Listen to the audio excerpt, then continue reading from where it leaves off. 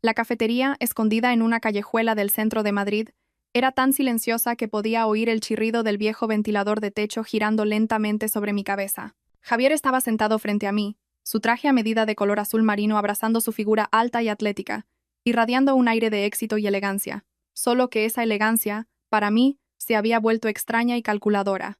Miraba su reloj constantemente, sus dedos tamborileando sobre la mesa de madera manchada de agua, sin poder ocultar su impaciencia. Sabía que tenía prisa, no para cerrar un contrato millonario como solía mentirme, sino para correr al hospital con Isabel.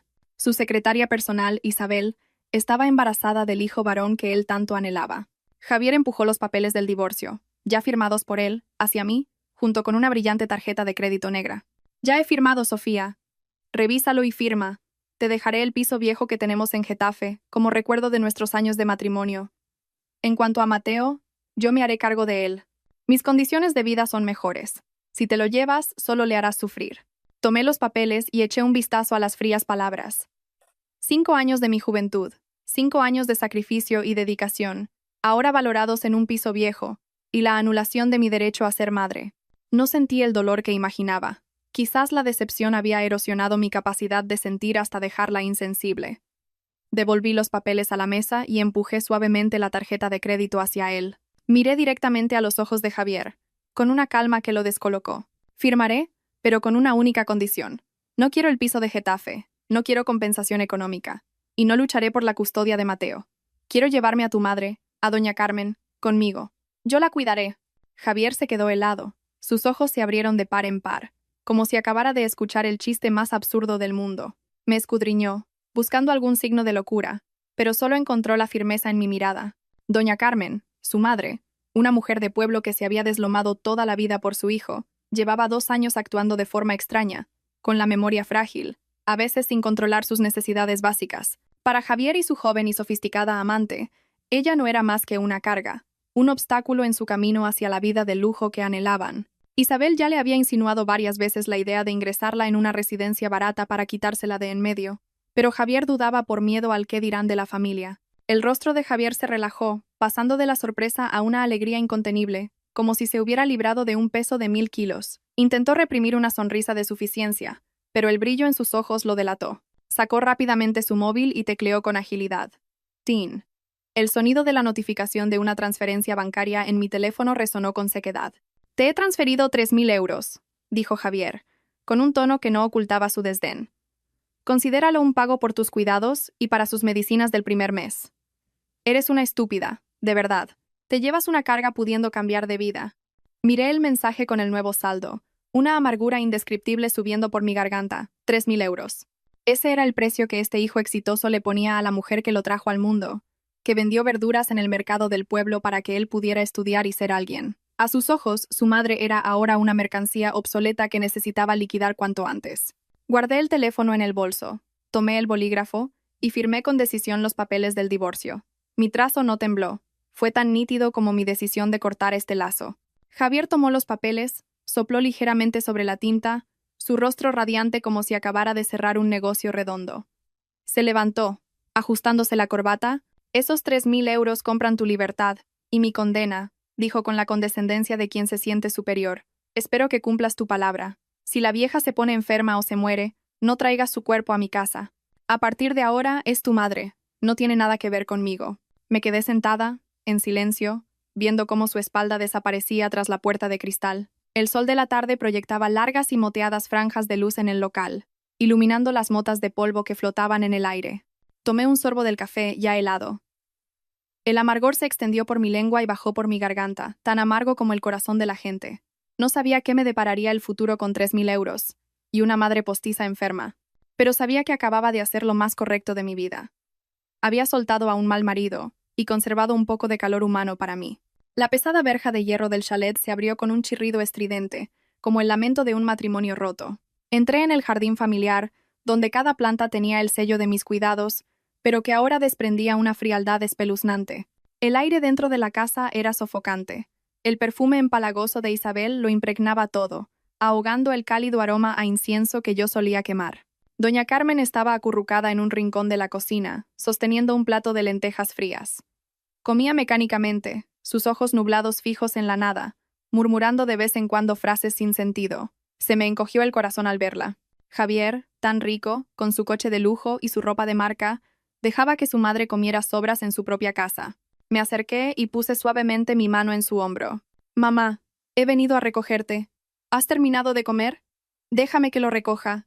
Doña Carmen levantó la vista. Sus ojos apagados se encontraron con los míos. Por un instante fugaz, vi en el fondo de sus pupilas un destello de una lucidez y una agudeza extraordinarias, pero desapareció tan rápido como llegó, volviendo a su habitual expresión ausente. Se aferró a mi mano. Sus manos delgadas y llenas de manchas de la edad temblaban como las de un náufrago que encuentra un madero. En el salón, Mateo estaba tumbado en el sofá de diseño italiano, con los ojos pegados a la pantalla de una tablet. El estridente sonido de un videojuego llenaba la estancia. El niño, de apenas 5 años, ya llevaba unas gafas gruesas. Estaba regordete por comer demasiada comida basura. Me acerqué, con la intención de abrazarlo por última vez antes de irme. Aunque no luchaba por su custodia, el amor de una madre es innegable. «Mateo, soy mamá. Vengo a despedirme». Pero el niño ni siquiera se giró. Se encogió, se deslizó del sofá y corrió a esconderse detrás de Javier. Javier estaba allí, con las manos en los bolsillos, sonriendo con suficiencia. Desde detrás de su padre, Mateo asomó la cabeza y me miró con extrañeza y hostilidad. «Papá dice que eres una paleta», dijo, con una voz infantil pero con un contenido cruel como un cuchillo. «Vete. No quiero vivir contigo. Quiero vivir con papá y con tita Isabel. Tita Isabel me compra pizzas y me deja jugar a la tablet. Tú solo me obligas a estudiar y a comer verdura». Me quedé paralizada, clavada en el sitio. Esas palabras inocentes fueron como un jarro de agua fría que me despertó de golpe. Durante todo este tiempo, Javier e Isabel habían estado envenenando el alma de mi hijo, convirtiéndolo en una copia egoísta y materialista de ellos mismos. Me di cuenta de que había perdido a mi hijo hacía mucho tiempo, no en un papel legal, sino en su mente y en su corazón. Isabel bajó las escaleras, con un vaso de zumo de naranja natural en la mano. Llevaba un vestido de seda fino que dejaba entrever una incipiente barriga, caminando con el aire de la verdadera dueña de la casa. Me miró de arriba abajo y luego a mi escaso equipaje junto a la puerta. «¿Has revisado bien tus cosas?», dijo con sarcasmo. «No vayas a llevarte algo de esta casa por error. Hasta los platos y los cubiertos los compró Javier. Con que te lleves tu cuerpo es suficiente». Javier no dijo nada, solo acariciaba la cabeza de su hijo con orgullo, aprobando tácitamente la insolencia de su amante. Me tragué las lágrimas. Sin dignarme a discutir con gente de esa calaña, me volví para ayudar a doña Carmen a levantarse, y me eché al hombro su viejo jatillo de tela. Doña Carmen se puso en pie, temblando ligeramente. Miró a Javier una última vez. Esa mirada no era de nostalgia, sino una despedida cargada de significado. Luego se giró hacia mí, su mano aferrándose a mi brazo como para darme fuerzas. Guié a doña Carmen hacia la puerta, dejando atrás ese chalet lujoso, pero desprovisto de humanidad. No me volví para mirar a Javier, ni a Isabel, ni al hijo que había parido. «Adiós», le dije a Javier, con voz calmada pero firme. «Espero que no te arrepientas». Javier soltó una carcajada que resonó en el silencio. «¿Arrepentirme? Preocúpate por ti misma. A ver cuánto duráis las dos con 3.000 euros». La verja de hierro se cerró a nuestras espaldas con un golpe seco. Ayudé a mi suegra a caminar por el asfalto caliente, las sombras de las dos mujeres, una joven y una vieja, alargándose torcidas. Aunque en el bolsillo solo llevaba 3.000 euros y un futuro incierto, extrañamente, me sentí increíblemente ligera, como si acabara de salir de la prisión que había sido mi alma durante tanto tiempo. Apreté la mano de mi suegra y susurré: «Vámonos, mamá. A partir de ahora, nos tenemos la una a la otra». Doña Carmen no dijo nada, solo asintió levemente, pero su mano apretó la mía con más fuerza que nunca. El taxi avanzaba. Sentada en el asiento trasero, seguía aferrada a la mano delgada de mi suegra. Doña Carmen permanecía en silencio, abrazando una vieja cesta de plástico roja y descolorida, el único equipaje que se llevaba de la casa que había construido con el esfuerzo de toda una vida. Sabía que dentro solo había un par de batas viejas, un frasco de alcohol de romero y poco más. La imagen me arañó la nariz y un nudo de compasión y amargura se me formó en la garganta. Nos detuvimos frente a un modesto bloque de pisos en un callejón de Vallecas. Era el lugar que había alquilado en secreto unos días antes, cuando el presentimiento de una partida inevitable se hizo más claro. El apartamento apenas tenía 15 metros cuadrados, con las paredes amarillentas, pero al menos estaba limpio y tranquilo. Ayudé a mi suegra a entrar y a sentarse en la única cama, cubierta con una colcha sencilla. El olor a humedad, típico de los alquileres baratos, me golpeó, tan diferente del aroma a aceites esenciales de lujo del chalet. pero extrañamente, respiraba mejor. Le serví un vaso de agua tibia y me disponía a ordenar nuestras cosas cuando doña Carmen me agarró la mano. La fuerza de su agarre me sobresaltó. Me volví para tranquilizarla, como solía hacer con una anciana confundida, pero las palabras se me quedaron atascadas en la garganta. Frente a mí ya no estaba la anciana asustada y desorientada de los últimos meses. Doña Carmen estaba sentada con la espalda recta. Sus ojos, antes nublados, ahora brillaban con una lucidez penetrante y una autoridad imponente. Dejó el vaso en la mesita, su voz sonó firme y clara, sin rastro de temblor ni confusión. «Hija, ¿has terminado de llorar? Si es así, cierra la puerta con llave y siéntate. Tengo algo que enseñarte». Me quedé de piedra, sin poder moverme durante unos segundos, incrédula. Doña Carmen suspiró y me hizo sentar a su lado. Su mano acarició mi pelo revuelto. Ese gesto tierno hizo que las lágrimas volvieran a brotar. «Perdóname por haberte ocultado esto durante 2 años», dijo, con voz triste pero firme.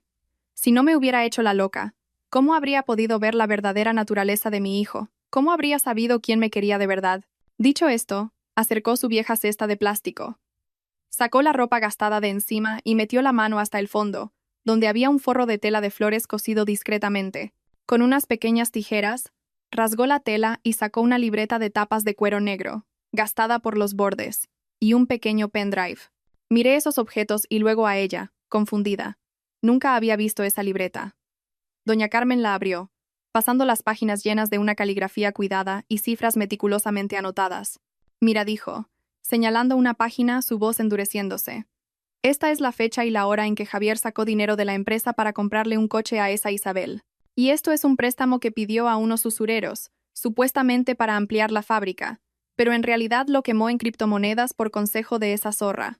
Me hacía la loca, pero mis oídos no son sordos, y mis ojos no son ciegos. Cada vez que discutían sus planes en el despacho, pensaban que yo era una vieja senil jugando con muñecas en el pasillo y no tomaban ninguna precaución. Sostenía la libreta en mis manos. Los números danzaban ante mis ojos, formando un panorama completo de la traición y la decadencia moral de Javier. Resulta que la riqueza y el éxito de los que tanto alardeaba eran solo una cáscara vacía, podrida por dentro desde hacía mucho tiempo. «Mamá, ¿cómo sabías todo esto? ¿Por qué no me lo dijiste antes?», pregunté, temblando. Doña Carmen me miró, con los ojos llorosos. «¿Decírtelo antes para qué, hija? Para que sufrieras antes».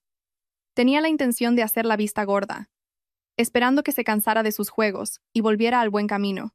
Pero el día que esa Isabel llegó a casa, se atrevió a tirarme un plato de sopa hirviendo encima cuando tú no estabas. Y Javier se quedó mirando cómo su madre se quemaba sin decir una palabra. En ese momento supe que había perdido a mi hijo. Cometí el error de malcriarlo hasta convertirlo en un ingrato. Pero tuve suerte, porque el cielo me compensó con una hija como tú. Me puso el pendrive en la mano. Su voz se tornó seria. «Aquí dentro hay copias de las transacciones ocultas. Grabaciones que hice a escondidas con la vieja grabadora que me dejó tu suegro. No entiendo mucho de tecnología, pero sé que esto es importante. Guárdalo. Será nuestra arma. Los 3.000 euros que te dio hoy son calderilla, hija. No podemos irnos con las manos vacías y dejar que se rían de nosotras». La abracé y rompí a llorar, un llanto desconsolado. No lloraba de pena, sino por una explosión de emociones. En esa pequeña y húmeda habitación de alquiler, entre 2 mujeres sin lazos de sangre, prendió una cálida llama de afecto y confianza. Me di cuenta de que no estaba sola en esta batalla.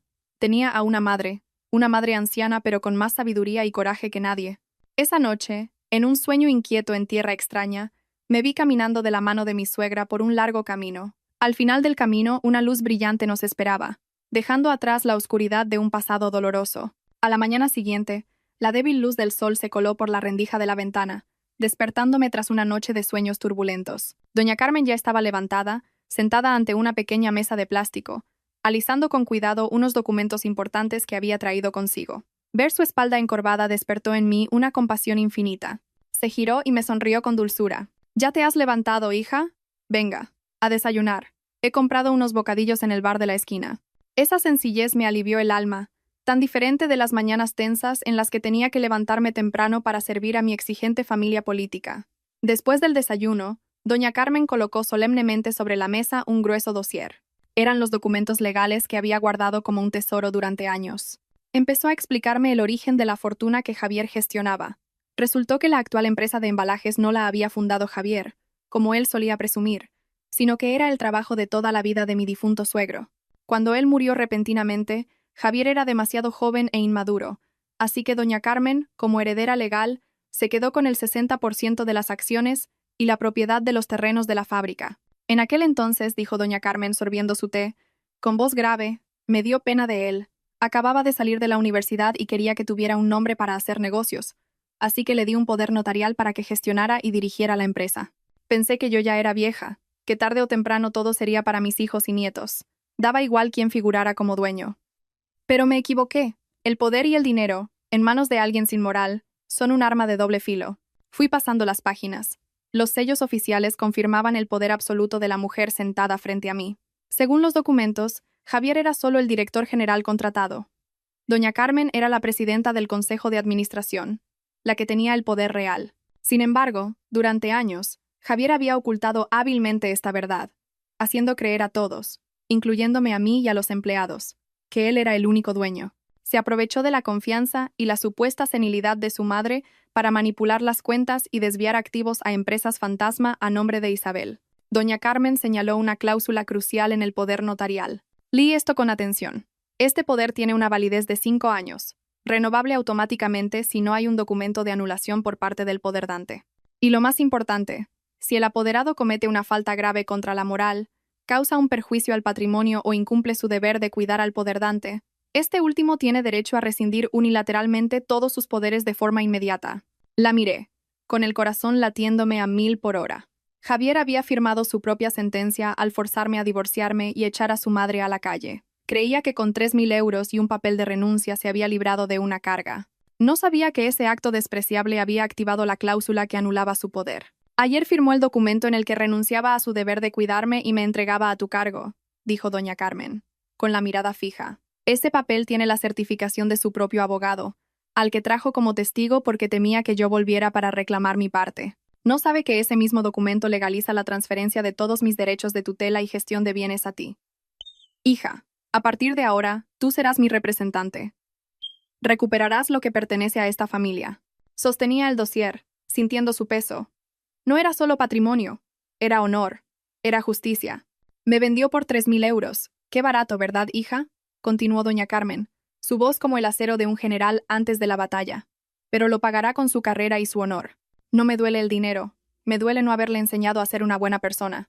Esta vez le daré su última lección, la lección del karma. La miré a los ojos y no vi odio ciego, sino el dolor inmenso de una madre obligada a castigar a su hijo para salvar lo que quedaba de humanidad en él.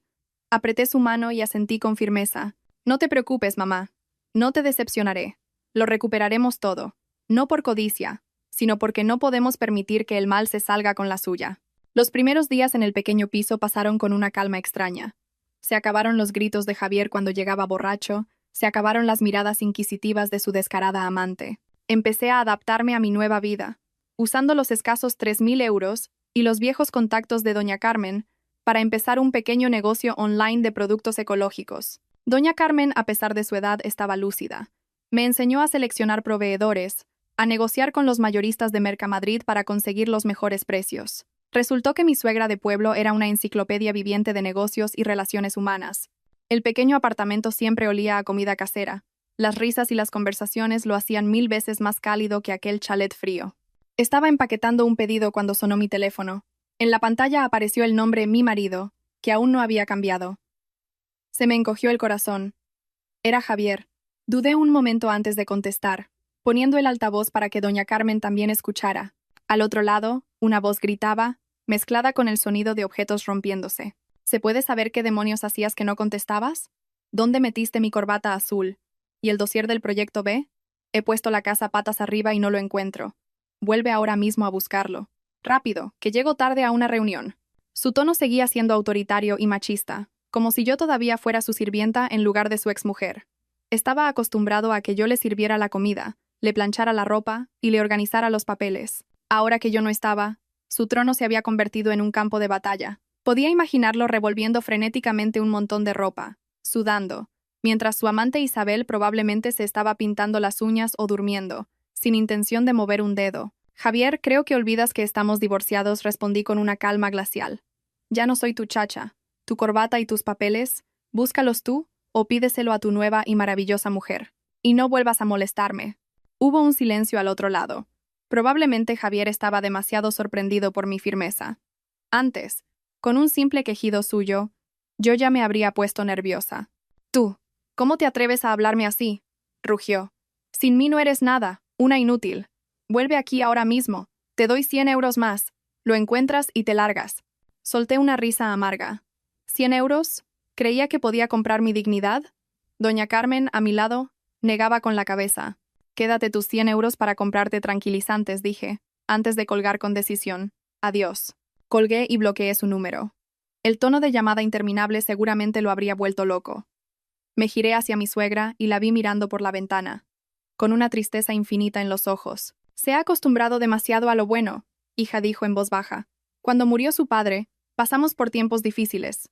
Él sabía lavarse la ropa y cocinarse. Ahora, con un poco de dinero, se le ha olvidado hasta cómo ser persona. Aunque había dejado la casa de Javier, seguía al tanto de la situación de la empresa como si estuviera allí. No por nostalgia, sino porque doña Carmen todavía tenía sus ojos y oídos. Empleados veteranos que trabajaban desde la época de mi suegro, leales a ella e indignados con la arrogancia de Javier. A través de sus mensajes discretos, supe que Isabel había empezado a mostrar su verdadera cara, convirtiéndose en un parásito que consumía la empresa día a día. Con su título de futura señora del director y su embarazo, se había arrogado el derecho a mandar. Lo primero que hizo no fue aprender a gestionar, sino purgar a los empleados antiguos que se atrevían a contradecirla. El jefe de contabilidad, un hombre que llevaba 15 años en la empresa y mantenía los libros impecables, fue despedido sin miramientos por negarse a aprobar un gasto personal de Isabel, como si fuera un gasto de representación. En su lugar, Isabel trajo a un grupo de parientes de su pueblo, sin ninguna cualificación, y los colocó en puestos clave para manipularlo todo a su antojo. La empresa se sumió en el caos. Los pedidos se retrasaban, los productos defectuosos eran devueltos por los clientes, pero nadie se atrevía a informar a Javier por miedo a las represalias de Isabel. Javier, por su parte, seguía borracho de éxito y de los proyectos inmobiliarios ficticios que Isabel le pintaba. No sabía que la cuenta de gastos que le había confiado estaba siendo desvalijada día a día para comprar bolsos de marca, ir a spas y satisfacer su vanidad. Una tarde, la señora Pili, la limpiadora de toda la vida, llamó a escondidas a doña Carmen. Su voz temblaba. Doña Carmen, dígale a Sofía que haga algo. La empresa se va a la ruina. La tal Isabel ha traído hoy a más familia y exige que la llamemos presidenta.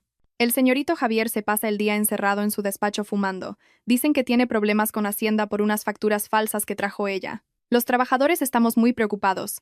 Este mes todavía no hemos cobrado. Puse el altavoz para que doña Carmen escuchara. Vi cómo sus manos se aferraban al borde de la mesa, poniéndose blancas. La empresa era el legado de su marido, el sustento de cientos de familias, y ahora estaba siendo pisoteada por una mujerzuela. Doña Carmen respiró hondo, tratando de calmar la rabia que le hervía en el pecho. ¿Lo ves, hija? Se giró hacia mí, con fuego en la mirada. La mentira tiene las patas muy cortas. Esa no quiere a Javier, solo quiere su dinero. Está saqueando todo lo que puede porque sabe que ese embarazo no es un salvavidas eterno. Asentí, calculando mentalmente. Javier estaba cayendo en su propia trampa. Había abandonado a una esposa trabajadora que ahorraba cada céntimo para meter en casa a una sanguijuela derrochadora. Las cálidas cenas familiares habían sido reemplazadas por fiestas lujosas pero vacías. El orden y la pulcritud, por el caos y la mentira. Recordé mis días en la empresa, las noches en vela que pasé con Javier preparando licitaciones, los desayunos que me salté para ahorrar y comprar nueva maquinaria. El Javier de entonces, aunque temperamental, tenía pasión. El Javier de ahora, según el relato de la señora Pili, era solo un cobarde que huía de la realidad, manipulado por sus deseos. La comparación me produjo una mezcla de satisfacción y amargura. Ha llegado el momento, hija, dijo doña Carmen, poniendo una mano en mi hombro y sacándome de mis pensamientos. Prepara los papeles. Mañana, en mi nombre, te reunirás con Hacienda y con los bancos. No podemos dejar que la empresa se hunda. Es el legado de tu suegro, no una mina de oro para que ellos la exploten. La miré y asentí con firmeza.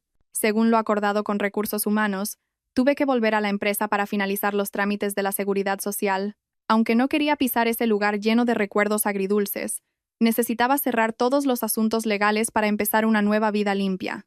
Me puse un traje de oficina sencillo, me maquillé ligeramente para ocultar mi cansancio y respiré hondo antes de cruzar la familiar puerta de cristal. El ambiente era más sombrío y pesado de lo que imaginaba. Nada que ver con el bullicio y la vitalidad de cuando yo estaba al mando. La recepción estaba desierta. Las plantas de las esquinas se habían marchitado por falta de riego, sus hojas amarillas caídas en el suelo sin que nadie las barriera. Algunos antiguos compañeros me saludaron a escondidas, con miradas de disculpa, como si temieran ser vistos. Les sonreí para tranquilizarlos y me dirigí a administración, pero una voz chillona rompió el tenso silencio. Vaya, vaya. ¿Desde cuándo esta empresa es un mercado donde cualquiera puede entrar y salir a su antojo? Isabel salió del despacho del director. Llevaba un ceñido vestido de marca Premamá, presumiendo de su cuerpo a pesar de que su barriga apenas se notaba. En su mano brillaba un anillo de diamantes que reconocí al instante, el mismo que Javier me había prometido para nuestro 5º aniversario. Me miró con la barbilla alta, con una expresión de desprecio y victoria, como una reina mirando a una plebeya. Vengo a Recursos Humanos a recoger mis papeles de la Seguridad Social, como dicta la ley, dije con calma. En cuanto termine, me iré. No perturbaré vuestro aire puro. Isabel soltó una carcajada estridente y desagradable. Se acercó a mí. Su perfume empalagoso me hizo fruncir el ceño. «¿Qué excusa más elaborada?», dijo en voz alta, para que toda la oficina la oyera, mientras se acariciaba el vientre. «Seguro que te has gastado los 3.000 euros y vienes a suplicarle a Javier. Conozco bien a las de tu clase. Os vais haciéndoos las dignas, pero cuando el hambre aprieta, volvéis arrastrándoos. Pero llegas tarde, Sofía. Ahora esta empresa, esta casa y Javier somos de mi hijo y míos». Apreté el bolso, conteniendo la ira. Sabía que intentaba provocarme para que perdiera los estribos y montara una escena. La miré y esbocé una sonrisa irónica. «Quédatelo todo. Yo nunca recojo lo que tiro a la basura, aunque esté bañado en oro. Y tú, disfruta mientras puedas. Lo que se obtiene robando no suele durar mucho». Mis palabras dieron en su punto débil. Su rostro, cubierto de maquillaje, se encendió de rabia. Me fulminó con la mirada y estuvo a punto de abalanzarse sobre mí, pero se detuvo al ver la silueta de Javier a través del cristal de la sala de reuniones. Sus ojos se movieron rápidamente, y en un acto que no me dio tiempo a reaccionar, tropezó a propósito con una silla, se tiró al suelo y empezó a gritar, agarrándose el vientre. «¡Ay, qué dolor! Javier, ayúdame, ayuda a nuestro hijo. Ella me ha empujado». Sus gritos resonaron por toda la oficina. La puerta de la sala de reuniones se abrió de golpe, y Javier salió como un torbellino, con el rostro desencajado. Vio a Isabel en el suelo, gimiendo, con lágrimas en los ojos, y a mí de pie, paralizada, sin entender nada. Sin preguntar, sin mirar las cámaras de seguridad, corrió a ayudar a Isabel. «¿Qué te pasa? ¿Te duele mucho? ¿Está bien el bebé?» Isabel sollozaba en su pecho, señalándome con un dedo tembloroso. Solo salí a saludarla, y me llamó ladrona de maridos, y me empujó. «Javier, si a nuestro hijo le pasa algo, me muero». La sangre le subió a la cabeza. Javier se giró hacia mí, con los ojos inyectados en sangre. Nunca me había mirado con tanto odio, como si fuera su peor enemiga, y no la mujer con la que había compartido cama durante 5 años. Se levantó de un salto, se abalanzó sobre mí y levantó la mano. ¡Zas! Una bofetada brutal me golpeó la mejilla izquierda. Fue tan fuerte que me tambaleé. La cabeza me daba vueltas, un oído me zumbaba y el sabor metálico de la sangre llenó mi boca. Toda la oficina se quedó en silencio. Los empleados, muchos de los cuales yo había ayudado, bajaron la cabeza, sin atreverse a defenderme. El silencio era tan profundo que pude oír el sonido de mi corazón rompiéndose en 1000 pedazos. Lentamente levanté la cabeza y me limpié la sangre de la comisura de los labios. La mejilla me ardía, pero por dentro sentía un frío glacial, un frío que me calaba hasta los huesos. Miré a Javier, sin llorar ni gritar. Mi mirada debía de estar tan vacía que daba miedo, como un pozo sin fondo. Esa bofetada no solo me dolió físicamente, borró el último resquicio de afecto, el último buen recuerdo que quedaba entre nosotros. Javier se miró la mano, momentáneamente sorprendido, como si no esperara haber golpeado tan fuerte, pero los gemidos de Isabel lo devolvieron a la cruel realidad. «¡Lárgate!», me gritó, señalándome. «Fuera de aquí ahora mismo. Como a mi hijo le pase algo, haré que tu vida sea un infierno. No quiero volver a verte». Miré al hombre que tenía delante y me pareció un completo desconocido. ¿Era este el hombre que juró protegerme toda la vida? Me reí, una risa leve, pero cargada de desprecio. «Gracias por la bofetada, Javier. Gracias a ella sé que hice lo correcto al dejar este lugar inmundo. Recuerda este día, porque aunque en el futuro te arrodilles y me supliques, nunca olvidaré esta bofetada. Dicho esto, me di la vuelta y me fui, con la cabeza bien alta. Volví al piso con una mejilla hinchada y roja, marcada por 5 dedos. Doña Carmen estaba limpiando unas judías verdes. Al verme entrar en ese estado, soltó el cuenco, que cayó al suelo con estrépito. Corrió hacia mí, temblando, y me levantó la cara para examinarme. Sus manos arrugadas y temblorosas tocaron la herida. No preguntó quién había sido. Conocía demasiado bien el carácter de su hijo y la maldad de su amante. Sus ojos se enrojecieron, pero no lloró. En su lugar, una ira contenida hasta el extremo se apoderó de ella. Me hizo sentar en la cama, me aplicó un poco de aceite en la herida. Su voz se volvió grave, fría y aterradora. Se ha atrevido a pegarte. Por esa zorra. Muy bien.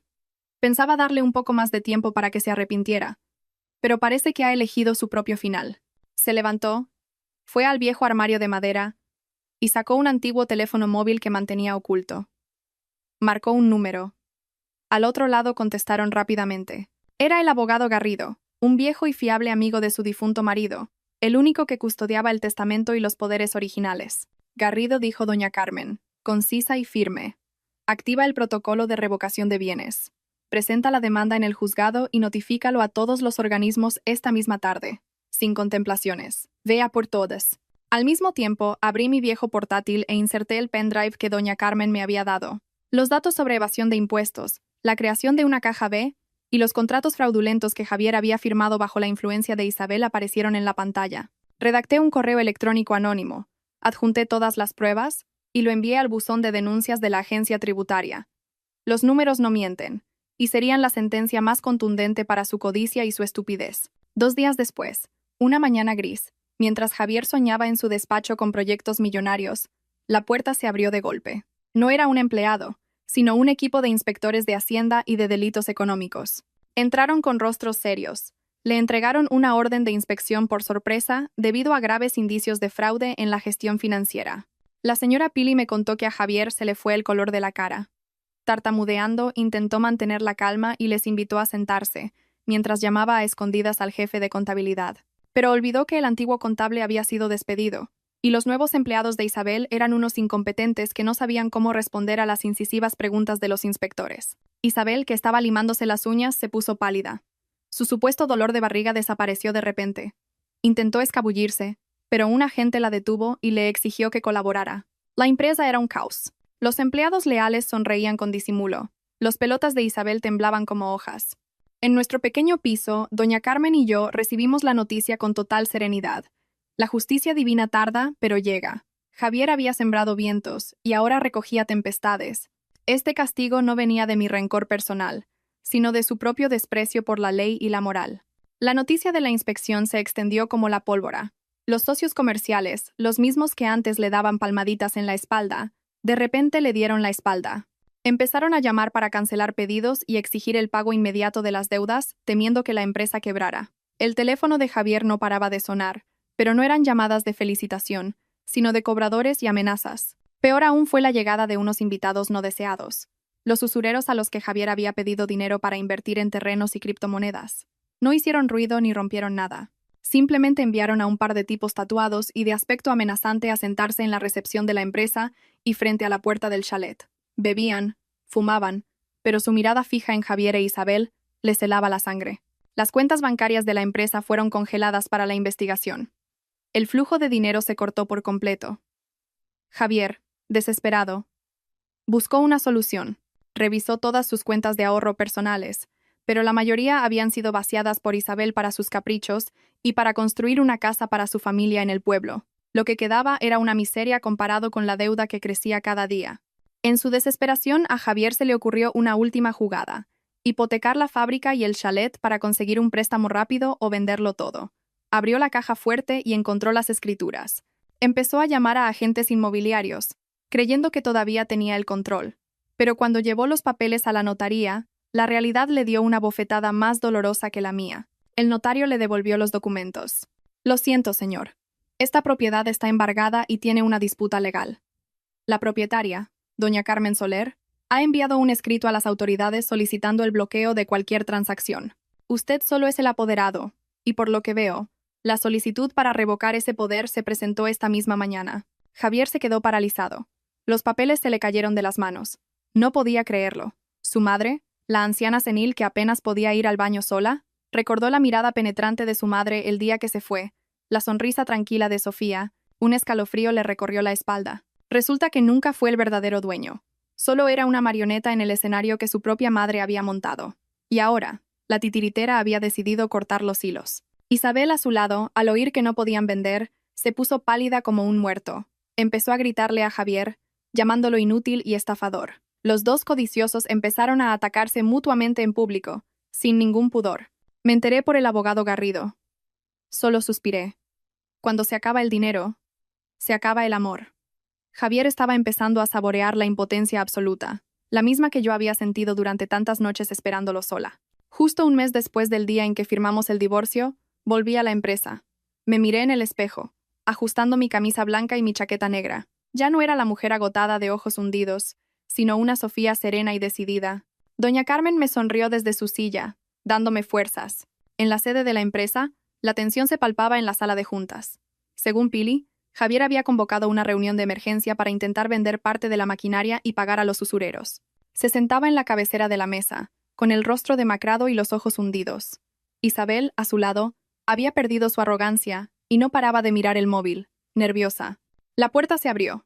El abogado Garrido entró primero, seguido por mí y doña Carmen. Nuestra aparición dejó a todos atónitos. Javier se levantó de un salto. Su silla chirrió. «Tú, ¿quién te ha dado permiso para entrar?» «Seguridad, sáquenlos de aquí». El abogado Garrido, impasible, dejó su maletín sobre la mesa y sacó un documento oficial. «Señor Javier, señores accionistas, lamento informarles de que, a partir de este momento, doña Carmen Soler revoca todo poder de gestión otorgado a usted por incumplimiento grave de sus obligaciones. Asimismo, doña Carmen ha delegado toda la gestión y tutela de sus bienes en la señora Sofía Ruiz. Esta decisión tiene efecto legal inmediato». Javier se quedó mudo, pálido. Miró el documento como si fuera su sentencia de muerte. Los demás accionistas empezaron a cuchichear. Sus miradas pasaron de la duda al desprecio hacia Javier. Di un paso al frente. Puse la mano sobre el dossier en la mesa y lo miré a los ojos. «Javier, por favor, levántate de esa silla. Nunca fue tuya de verdad». Isabel se encogió. Sabía que su pilar se había derrumbado. Si mi presencia había desconcertado a Javier, la de doña Carmen fue el golpe de gracia. Él siempre había creído que su madre era una anciana senil, pero la mujer que tenía delante era una extraña. Doña Carmen llevaba un elegante traje de chaqueta de color burdeos, su pelo cano recogido en un moño que revelaba un rostro sereno pero de una dignidad imponente. Caminaba despacio pero con paso firme. Sus ojos brillantes recorrieron la sala y se detuvieron en su hijo. «Buenos días a todos.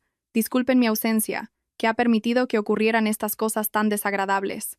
Una ya es mayor, y piensa que debe dejar paso a los jóvenes. Pero parece que he criado cuervos en mi propia casa». Javier tartamudeó. «Mamá, ¿no estabas enferma? Me has engañado». Doña Carmen sonrió con amargura. «Si no me hubiera hecho la enferma, ¿cómo iba a ver tu verdadera cara, hijo? ¿Cómo iba a saber que considerabas a tu madre una carga, que querías encerrarme en una residencia? ¿Cómo iba a saber que usabas el dinero que tu padre ganó con su sudor para mantener a esa arpía?» Cada pregunta era una puñalada para Javier. Se derrumbó en la silla, tapándose la cara, sin atreverse a mirar a su madre. Isabel, pálida, intentaba pasar desapercibida. Yo estaba al lado de doña Carmen. Sentía cómo le temblaba la mano. Se estaba obligando a ser fuerte, pero sabía que su corazón de madre sangraba. «La reunión ha terminado», dijo doña Carmen, señalando la puerta. «A partir de hoy, Sofía se hará cargo de todo. Y tú, Javier, prepara los libros para la transición. Esta noche, ven a casa. Tenemos que hablar». Sus palabras eran una orden. Nadie se atrevió a desobedecer. Esa noche, Javier apareció en la puerta de nuestro pequeño piso, con un aspecto deplorable. La camisa de marca arrugada, la corbata torcida y un fuerte olor a alcohol. Entró y se arrodilló ante doña Carmen, llorando a lágrima viva. «Mamá, perdóname, me equivoqué. Fue todo culpa de Isabel. Ella me engatusó. Pero sigo siendo tu hijo. No me abandones. No me quites la empresa. Me moriré». Se golpeaba la cabeza contra el suelo, echándole toda la culpa a su amante, eludiendo su propia responsabilidad. Yo, apoyada en la pared, lo miraba con frialdad. Cuando las personas tocan fondo, muestran su verdadera naturaleza, cobardía y codicia. Doña Carmen, impasible, lo dejó llorar. Luego, lentamente, sacó un papel doblado de su bolsillo. Lo desdobló y lo puso delante de él. Era el acuerdo de renuncia a la obligación de cuidado que él había firmado tan alegremente a cambio de los 3.000 euros. Mira bien esta firma. ¿Es la tuya? El día que firmaste esto, vendiste a tu madre por 3.000 euros. Dijiste que yo era una carga, que te daba igual si vivía o moría. Javier miró el papel, lívido. Quiso hablar, pero doña Carmen lo interrumpió. Una firma, un sello. Es legal. Ahora soy la madre de Sofía, no la tuya. Soy vieja. Necesito que me cuiden. Y tú renunciaste a ese derecho. ¡Mamá! ¡No, por favor! ¡Soy tu hijo de sangre!, gritó, desesperado. Doña Carmen se levantó y le dio la espalda. Sus hombros temblaban. ¿Hijo de sangre? ¿Un hijo que deja que su madre coma sobras? ¿Que permite que su amante le tire agua hirviendo? Vete. No tengo un hijo como tú. A partir de ahora, que la vida te trate como mereces. No vuelvas a buscarme. Me acerqué, abrí la puerta y dije fríamente, por favor, vete. Mi madre necesita descansar. Elegiste a Isabel y la vida de lujo. Quédate con ella. No seas tan codicioso de quererlo todo cuando no mereces nada. Javier se levantó tambaleándose. Miró a su madre por última vez y salió. Su silueta solitaria fue engullida por la oscuridad. Cerré la puerta y vi a doña Carmen llorando desconsoladamente. La abracé, dejándola desahogarse. Aquel frágil papel sobre la mesa había cortado el último hilo de afecto de una familia. La noticia de que Javier había perdido el control de la empresa y estaba al borde de la ruina se extendió rápidamente, y la primera en reaccionar fue Isabel. A la mañana siguiente, mientras estaba en una reunión, me avisaron de que Isabel estaba montando un escándalo en contabilidad, exigiendo dinero en efectivo. Sonreí. Sabía que la rata sería la primera en abandonar el barco que se hunde. Entré y la vi metiendo documentos y sellos en un bolso enorme. Al verme, se sobresaltó y se le cayó un sello. Su rostro, a pesar del maquillaje, mostraba pánico, pero aún intentó fanfarronear. Apártate. Esto es de Javier. Tengo derecho a llevármelo. No creas que te tengo miedo solo porque ahora eres la jefa. ¿Propiedad de Javier? Me crucé de brazos. Te equivocas. Ahora mismo Javier está ahogado en deudas. Hasta el coche que conduce se lo va a quitar el banco. ¿Piensas vender estos papeles para chatarra? Al oír lo de las deudas, los ojos de Isabel se movieron rápidamente. Tiró los papeles sobre la mesa y se burló. Pues con más razón me voy. No soy tan tonta como para hundirme con ese inútil. Soy joven, guapa. Me sobran millonarios que quieran mantenerme. En ese momento, Javier entró corriendo. Se había enterado de que Isabel planeaba huir. Al oír las palabras de su amante, se quedó petrificado. Isabel, ¿qué dices? Dijiste que me querías, que superaríamos esto juntos. ¿Y nuestro hijo? Isabel lo miró con un desprecio absoluto, sin rastro de la dulzura de antes. ¿Qué te quiero? Despierta, Javier. Quería tu cartera, tu puesto de director. Ahora que estás en la ruina y lleno de deudas, ¿crees que soy idiota para quedarme contigo? ¿Y este niño? Se palmeó el vientre y se rió. ¿De verdad crees que es tuyo? Ve a que te mire en la cabeza. Llevamos juntos 3 meses. Este embarazo es de 4. Es de mi ex. Tú solo fuiste el tonto útil. Imbécil. Javier rugió de dolor, como un animal herido, y se abalanzó sobre ella, pero hice una seña a los de seguridad para que lo detuvieran. Justo entonces entraron varios agentes de la policía económica. Habían venido por mi denuncia de malversación. Señorita Isabel García, acompáñenos. Tenemos pruebas suficientes de que ha falsificado facturas y desviado más de 300.000 euros de la empresa en los últimos 6 meses. Las frías esposas se cerraron en sus muñecas. Gritó, insultó, se resistió. Pero fue inútil. Javier, apoyado en la pared, se deslizó hasta el suelo, mirando con los ojos desorbitados cómo se llevaban a su amante. El telón había caído. La verdad era tan cruda y brutal que daba escalofríos. Miré a Javier sin decir nada y salí. Lo había perdido todo. Dinero, familia, amor y confianza. Era el precio de su traición. Después de que se llevaran a Isabel, Javier fue expulsado de la empresa con las manos vacías y una montaña de deudas. Arrastró los pies de vuelta al chalet. El banco ya había puesto un aviso de embargo en la puerta, pero como los trámites no estaban finalizados, aún podía quedarse unos días. Entró en la casa. La oscuridad lo engulló. El silencio era sepulcral. No había risas de Isabel, ni el sonido de mis platos, ni la tos de su madre. Se dejó caer en el sofá de cuero. El frío de la piel le dio un escalofrío. Su estómago rugió. Tenía hambre. Por costumbre gritó: «Sofía, tengo hambre, ¿hay algo de comer?». Su voz se perdió en el vacío. Se dio cuenta de que la mujer a la que había tratado como una sirvienta ya no estaba. Bajó a la cocina y abrió la nevera. Estaba vacía, salvo por unas botellas de agua y una tarrina de paté enmohecida. Tiró el paté contra la pared. La pasta se esparció, tan sucia como su propia vida. Se sentó en el suelo frío de la cocina y se echó a llorar. En medio del hambre y la soledad, los recuerdos de mí volvieron con una claridad abrumadora. Recordó los platos de sopa caliente que le preparaba cuando volvía tarde, mis manos masajeando sus sienes cuando le dolía la cabeza por el alcohol. Yo nunca le pedí bolsos caros ni anillos de diamantes. Solo le pedía que volviera a casa a cenar. Recordó cómo la casa siempre estaba llena de humo. Isabel se quejaba, lo llamaba apestoso. Y yo, embarazada y con náuseas, soportaba el olor en silencio, abriendo las ventanas y preparándole un vaso de agua con limón, sin una sola queja. Javier se tapó la cara y lloró como un niño. Ansiaba ese cuidado sencillo, anhelaba oír las quejas de su madre, pero ya era demasiado tarde. Él mismo había roto su plato de felicidad para perseguir una ilusión. A la mañana siguiente, el timbre sonó insistentemente. Abrió la puerta y se encontró a una mujer desconocida con Mateo. Era la niñera que Isabel había contratado. «La señorita Isabel se ha ido. No me ha pagado este mes. Aquí tiene a su hijo, apáñeselas». Se fue, dejando a Mateo allí perplejo. El niño, al ver a su padre, no se alegró. «Papá, ¿dónde está tita Isabel?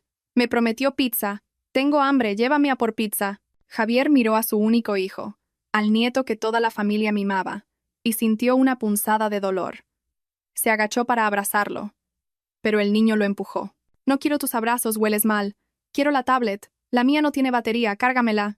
Mateo le gritó a la cara, con los ojos inyectados en sangre, igual que Isabel solía gritar a los empleados. Javier se quedó helado. Se dio cuenta de lo malcriado que estaba el niño. Cuando yo estaba, le enseñé modales. Pero desde que se lo quedó él y se lo entregó a Isabel, el niño se había convertido en un pequeño tirano. La rabia acumulada explotó. Javier le dio un azote en el culo. «Cállate, estamos en problemas y tú solo pides. No tengo dinero para pizza ni para tablets». El primer golpe de su padre hizo que Mateo se quedara en silencio un segundo, y luego rompiera a llorar a gritos, revolcándose por el suelo. «Eres malo. Te odio. Quiero volver con mamá Sofía.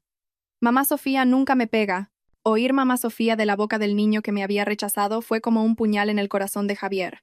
Se miró la mano y luego a su hijo. Corrió a abrazarlo, a pesar de los golpes y arañazos. Lloró, sus lágrimas cayendo sobre el pelo de su hijo. «Papá lo siente, hijo. Lo siento. Es culpa mía». Se dio cuenta de su error. Pensó que darle a su hijo una vida de lujos era lo mejor, pero olvidó que lo más importante es la educación y el amor sincero. Le había arrebatado a su hijo la mejor madre para entregárselo a una mujer sin escrúpulos, convirtiendo una página en blanco en un garabato. Ese mediodía, padre e hijo comieron fideos instantáneos en la cocina fría. Mateo comía y sollozaba. Javier lo miraba con el corazón roto. Sabía que el camino para reeducar a ese niño sería largo y difícil. Era el precio que tenía que pagar por su necedad. Mientras Javier se hundía, yo ascendía. Hacerme cargo de la empresa al borde del colapso no fue fácil. Pasé noches en vela revisando los libros de contabilidad, renegociando deudas y convenciendo a los socios para que volvieran. No usé la autoridad a gritos como Javier, ni la seducción barata como Isabel. Usé mi sinceridad y mi meticulosidad. Fui a la fábrica, comí con los obreros, escuché sus problemas. Les prometí que cobrarían su sueldo, aunque tuviera que vender el oro que mi madre me había dado. Ese gesto se ganó sus corazones. Trabajaron horas extra, ahorraron en materiales, y juntos levantamos la empresa. Doña Carmen fue mi consejera en la sombra. Me enseñó a leer a las personas, a negociar con los accionistas más duros.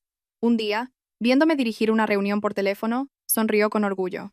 «Eres muy buena, hija. Pensé que eras demasiado blanda, pero eres como un diamante en bruto. Cuanto más te pules, más brillas». También cambié mi aspecto. Dejé atrás la ropa cómoda y el pelo recogido de cualquier manera. Me corté el pelo, empecé a usar trajes elegantes. Mi nueva confianza se reflejaba en mi actitud, en la seguridad con la que firmaba contratos. La gente que antes me despreciaba ahora me respetaba. Ya no era la mujer de pueblo mantenida, sino una empresaria de éxito. Una tarde, me reuní con el director de un banco para reestructurar un préstamo. El mismo director que había rechazado a Javier por su falta de solvencia, Ahora me estrechaba la mano con entusiasmo. Confío en su capacidad, señora Ruiz, y en la reputación de doña Carmen.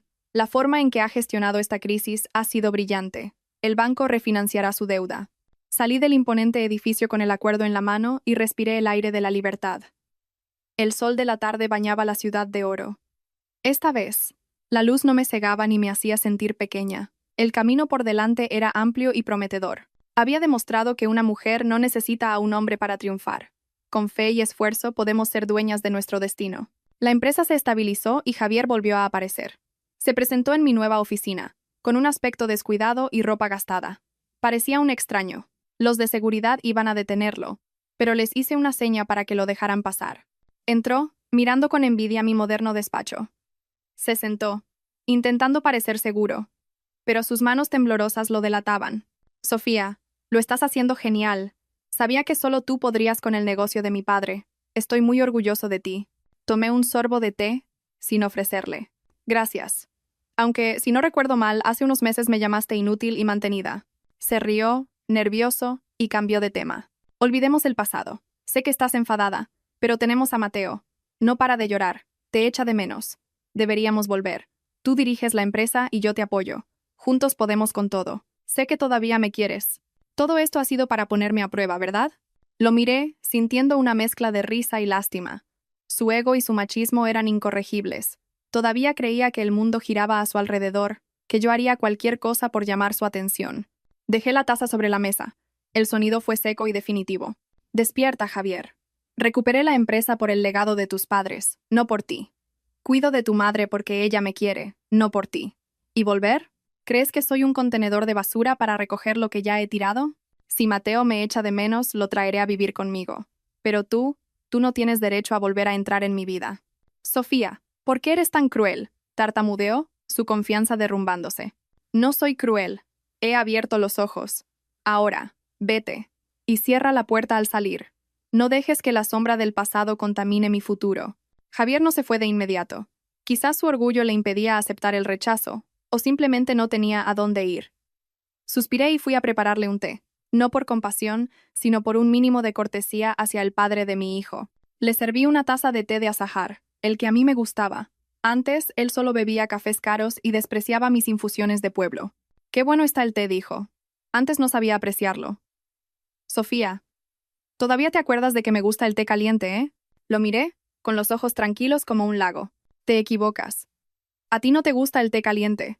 A ti te gusta el café solo, sin azúcar. El té de azahar es mi favorito. En 5 años de matrimonio, nunca te fijaste en lo que a mí me gustaba. Por eso crees que preparo esto para ti». Javier se quedó helado, con la taza en el aire. Intentó recordar. Pero su memoria de nuestro matrimonio debía de ser un lienzo en blanco. ¿Recuerdas mi 28 cumpleaños? Continué, como si contara la historia de otra persona. Me regalaste un enorme ramo de rosas rojas. Presumiste de lo romántico que eras, pero no sabías que soy alérgica al polen de las rosas. Esa noche tuve una erupción por todo el cuerpo, y tuve que tomar antihistamínicos a escondidas para no arruinarte la fiesta. A mí me gustan los lirios blancos, sencillos. Me gusta el pescado al horno con patatas, no el solomillo poco hecho que me obligabas a comer con tus clientes. Me gusta escuchar flamenco, leer en los días de lluvia, no las fiestas ruidosas a las que me arrastrabas como si fuera un florero. Con cada palabra, la cabeza de Javier se hundía más. Se dio cuenta de que la mujer que tenía delante, con la que había compartido cama durante media década, era una completa desconocida. Se quería a sí mismo, al placer de ser servido, pero nunca amó ni se interesó por el alma de su esposa. Lo siento, Sofía.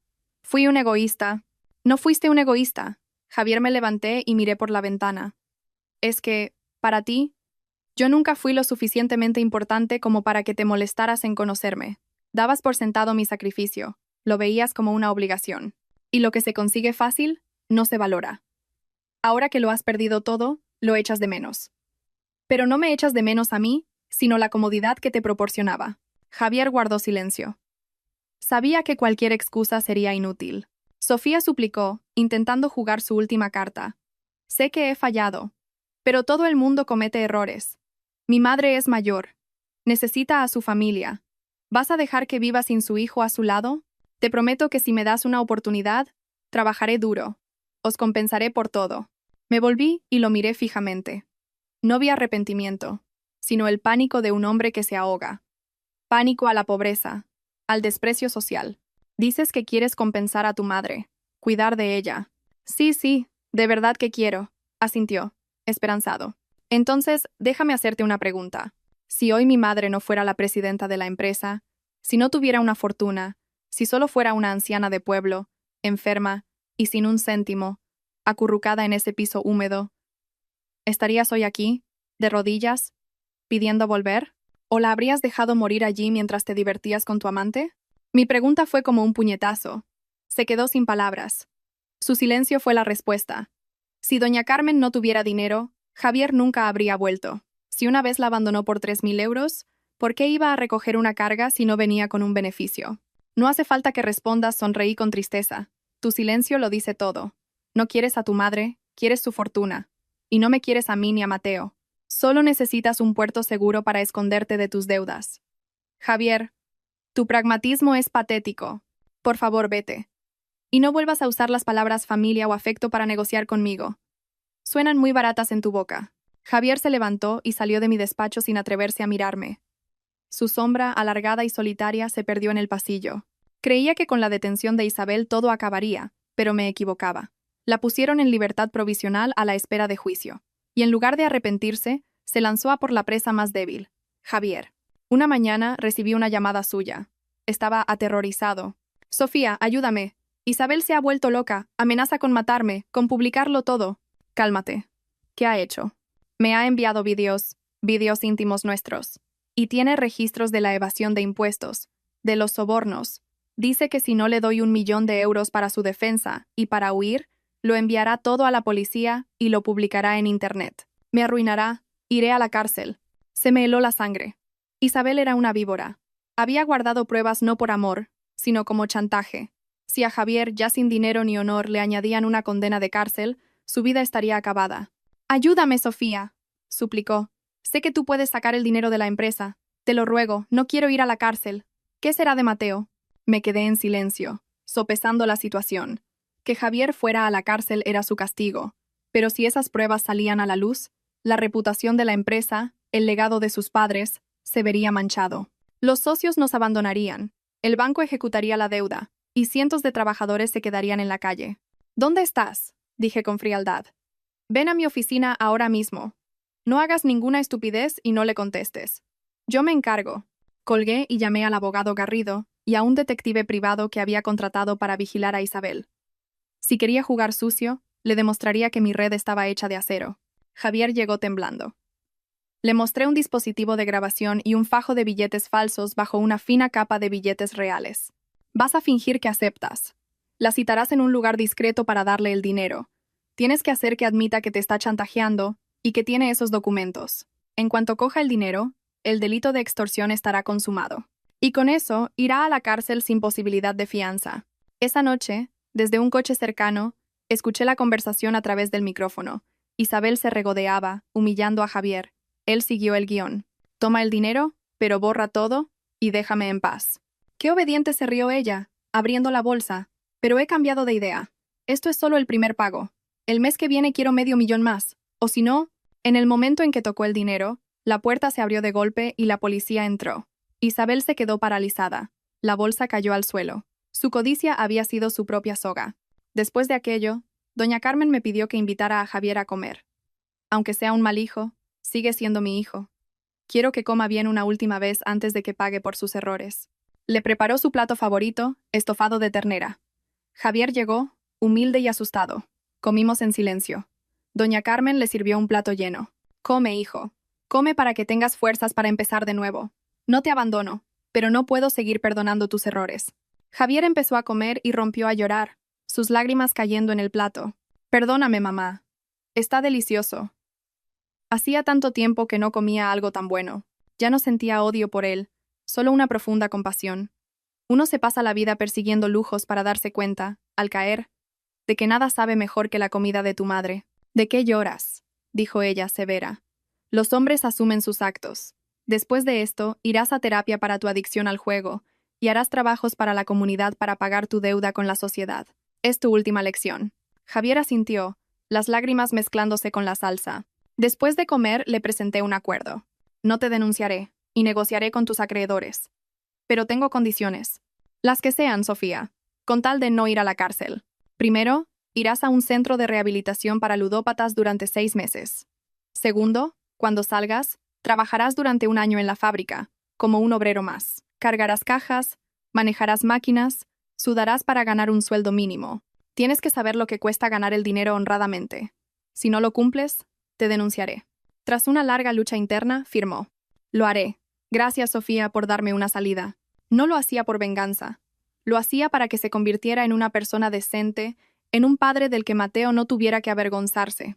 Cuando Javier se fue, traje a Mateo a vivir conmigo. Al principio fue una batalla. Estaba malcriado, acostumbrado a conseguirlo todo con rabietas. ¡Te odio! ¡Devuélveme a mi padre!, me gritaba. No le grité ni le compré cosas. Le apliqué disciplina con amor. Le puse normas, le obligué a hacer sus tareas. Por las noches, en lugar de la tablet, le leía cuentos. Poco a poco, con paciencia, su corazón se ablandó. 3 meses después, el cambio era asombroso. Era un niño educado y cariñoso. Una tarde, al volver del trabajo, lo encontré dándole un masaje en los pies a doña Carmen. «Mamá, hoy he ayudado a la abuela a limpiar las judías», me dijo sonriendo. Casi lloro. Lo abracé con fuerza. Mamá susurró en mi oído. «Perdona por haber sido malo. Te quiero mucho. Y a la abuela también». Me di cuenta de que un niño es como una página en blanco. Javier e Isabel la habían llenado de garabatos. Doña Carmen y yo, con amor, estábamos borrando las manchas y dibujando un futuro más brillante. Pasó 1 año. Javier terminó su rehabilitación y sus trabajos. El día que quedó libre, vino a despedirse antes de irse a trabajar lejos. Estaba cambiado, más moreno y fuerte. Sus manos eran ásperas, pero su mirada era tranquila. «Gracias, Sofía, por educar a nuestro hijo, por cuidar de mi madre. Sin ti estaría en la cárcel o muerto. Era mi responsabilidad. Con que vivas una vida honrada es suficiente agradecimiento». Sofía dijo, tomando aire, «Sé que no tengo nada y no puedo pedirte nada. Pero, cuando vuelva, en 1 o 2 años, cuando sea un hombre de bien, ¿me darías una oportunidad? ¿Una oportunidad para empezar de nuevo?» Lo miré. Vi su sinceridad. Sabía que había cambiado. Pero mi corazón estaba en calma, sin amor ni odio. Las cicatrices seguían ahí. «El futuro es incierto». Javier sonreí suavemente. «Vete, vive por ti, por tu madre, por Mateo. En cuanto a nosotros, deja que el destino decida. No luches por mí, lucha por ser la mejor versión de ti mismo». Mi respuesta lo dejó desconcertado, pero creo que entendió. Se fue, y no sentí ninguna pena. No le di falsas esperanzas, pero tampoco apagué su deseo de ser mejor. Era el último acto de bondad que le debía al hombre, que fue mi marido. Cuando Javier se fue, decidí cumplir una promesa: llevar a mi suegra de viaje. Reservé un crucero de lujo por el Mediterráneo. Al principio, doña Carmen se negó. «¿Qué gasto tan grande, hija? Tanto dinero, con lo mayor que estoy. Voy a hacer una molestia». Mamá, le tomé las manos. «El dinero es para disfrutarlo. Te has pasado la vida trabajando, ahora te toca vivir. Yo seré tu guía personal». Entendí que su miedo no era al dinero, sino a no encajar. Así que pasamos una semana de compras. Le compramos vestidos elegantes, pañuelos de seda. Al verse en el espejo con un vestido nuevo, sonrió tímidamente. «Es la primera vez que me siento como una reina, hija. Gracias por devolverme la juventud». El día de la partida, en el aeropuerto, estábamos transformadas. Doña Carmen, con un traje elegante y un collar de perlas, parecía una dama de la alta sociedad. Yo, con un vestido blanco y un sombrero, me sentía ligera como una nube. Ya no éramos la nuera sufrida y la suegra de pueblo. Antes de embarcar, Javier nos hizo una videollamada desde la obra donde trabajaba. Su cara estaba sucia, pero sus ojos brillaban al vernos tan radiantes. «Que lo paséis muy bien. Mamá, cuídate mucho. Tú a trabajar, que de mí ya se ocupa mi nuera», le respondió ella. «Y pórtate bien». Apagué el teléfono. Supe que sentía una profunda nostalgia. Veía a las 2 mujeres más importantes de su vida caminar hacia la luz, disfrutando de una libertad que él pudo compartir y que desechó. Antes de irme, dejé la dirección de la empresa en manos de un equipo profesional. No quería pasarme la vida atada a los números. Creé un fondo para Javier, que recibiría dinero gradualmente en función de su buen comportamiento. Y le dejé una carta a Mateo para cuando cumpliera 18 años, explicándole que el mayor legado no es el dinero, sino la lección de cómo ser una buena persona. En la sala de espera, recordé mi vida pasada.